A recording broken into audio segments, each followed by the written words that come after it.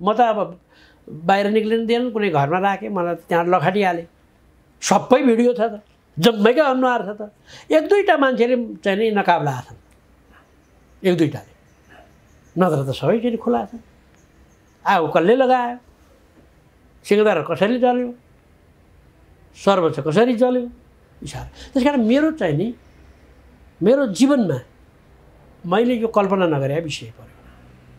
किन मेरो ज्यानको जोखिम पञ्चायतकालमा थियो, मेरो ज्यानको जोखिम काङ्ग्रेस एमालेको बहुदलीय कालमा थियो, मेरो ज्यानको जोखिम माओवादीपट्टि लाग्यो भन्ने आरोपमा 58, 59, 60 सालतिर थियो।